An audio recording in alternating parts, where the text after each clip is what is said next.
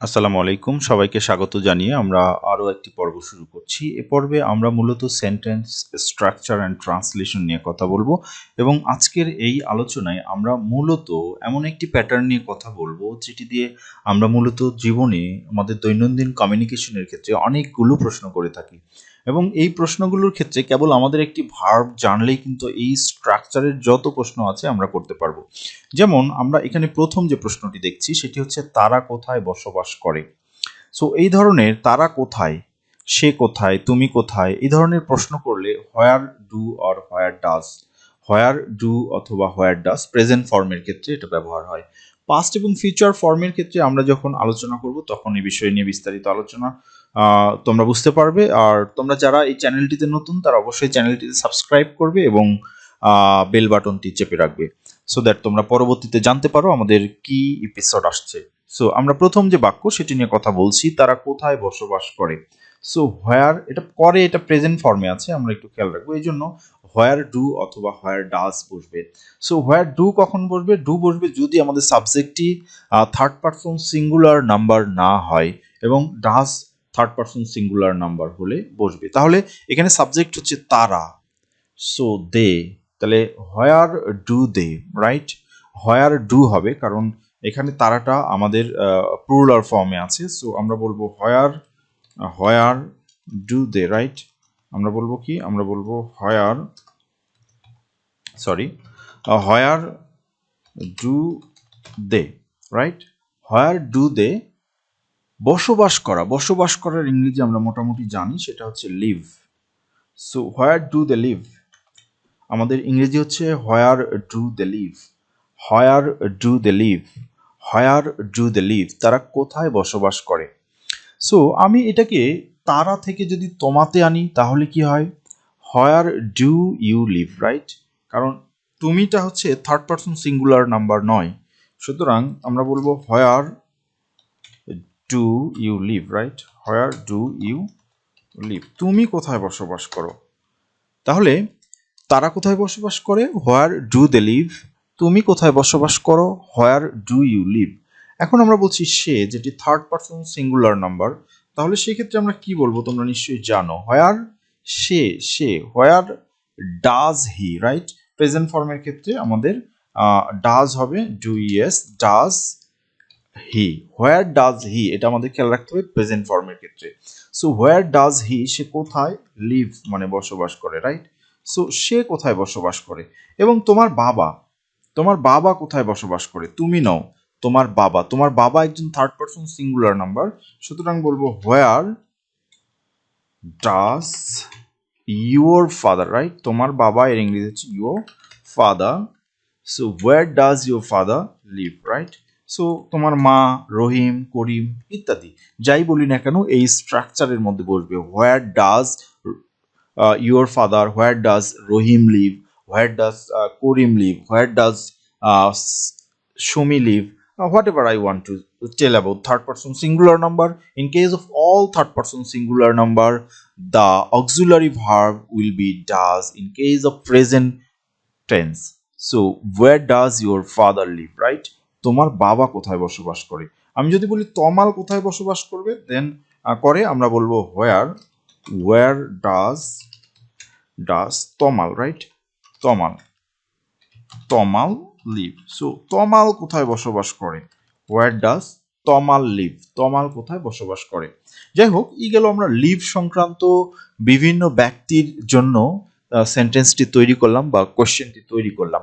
So আমরা leave এর পরিবর্তে যদি অন্য কিছু বলি, হোয়ার, তারা কোথায় আবেদন করে, তারা কোথায় শিখে, তারা কোথায় নাস্তা করে, তারা কোথায় গোসল করে, তারা কোথায় ঘুমায়, তারা কোথায় বিশ্রাম নেয়, হোয়াট এভার, তারা কোথায় এই শব্দটা যদি থাকে, বা তুমি কোথায়, বা সে কোথায়, বা রহিম কোথায়, বা তমাল কোথায়, বা তোমার বাবা কোথায়, এই ধরনের প্রশ্ন যদি আমরা কখনো করি তাহলে সেটা সেই ক্ষেত্রে আমরা যেটা করব সেটা হচ্ছে হোয়ার ডু অথবা হোয়ার ডাজ ব্যবহার করব। এবং আমরা জানি কোথায় হোয়ার ডু হয় এবং কোথায় হোয়ার ডাজ হয়। সুতরাং আমরা এই বাক্যটি ট্রান্সলেট করার চেষ্টা করছি, তারা কোথায় আবেদন করে। সো আবেদন করা হচ্ছে অ্যাপ্লাই, আবেদন করার ইংরেজি হচ্ছে অ্যাপ্লাই। সো আমরা বলবো where do they apply, right? Where do they apply, where do they apply, তারা কোথায় আবেদন করে?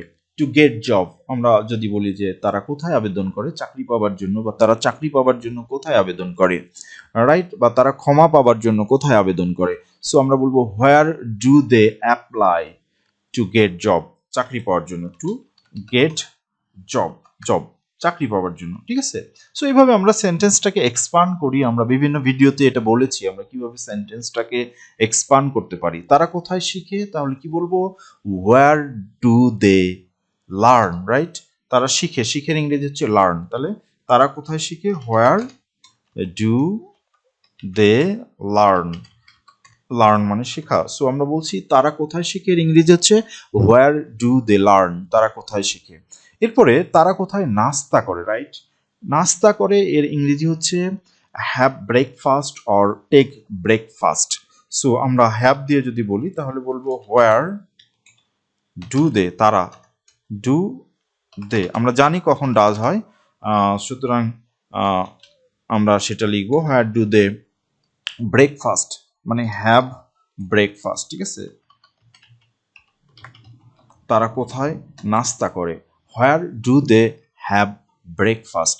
হ্যাভ ব্রেকফাস্ট মানে নাস্তা করা, সুতরাং আমি বলছি where do they have breakfast, where do they take breakfast, right? Whatever I want to tell. শুধু আমাদের এই ভার্বটা জানতে হবে।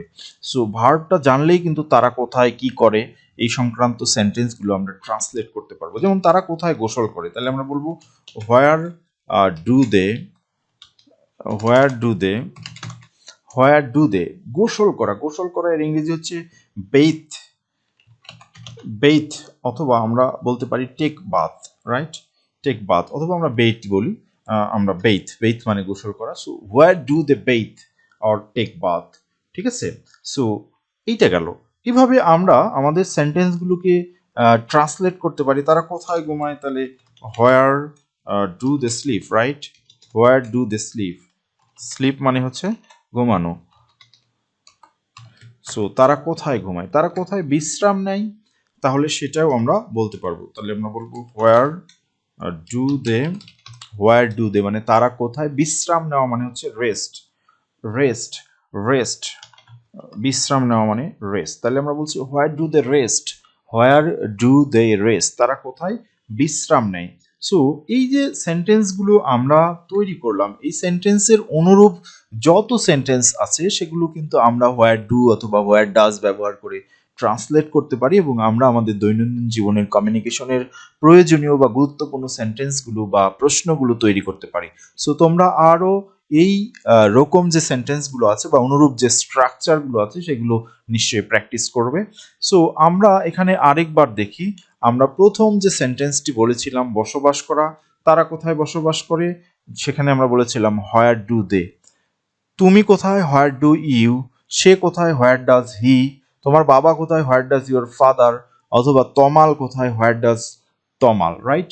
সো এইরকম এই অংশটা কিন্তু মোটামুটি একই রকমের, পরের অংশটা সেম, শুধু ভার্বটা রিপ্লেস হবে উইথ লিভ, এর পরিবর্তে অ্যাপ্লাই, অথবা আমরা বলতে পারি লার্ন, অথবা আমরা বলতে পারি হ্যাভ ব্রেকফাস্ট, অথবা আমরা বলতে পারি বেথ, অথবা আমরা বলতে পারি স্লিপ, or আমরা বলতে পারি রেস্ট, অথবা আমরা বলতে পারি পড়াশোনা, অথবা আমরা বলতে পারি গান শোনা, অথবা আমরা বলি নাচ করা। So anything we want to tell about, so we have to put that verb in that position, এবং আমরা যে সাবজেক্টের জন্য কথাটা বলবো সেই সাবজেক্টের অনুযায়ী আমাদের স্ট্রাকচার হোয়ার ডু অথবা হোয়ার ডাজ ব্যবহার করতে হবে। সো এই ছিল আমাদের এই পর্বের মূল আলোচনা। তোমরা অনুরূপ অনেক সেন্টেন্স নিশ্চয়ই প্র্যাকটিস করবে, সো দ্যাট তোমরা আরো ফ্লুয়েন্ট হতে পারো এবং তোমাদের কমিউনিকেশন রিচ হয়। সো এই পর্যন্তই, সবার জন্য শুভকামনা। আল্লাহ হাফেজ।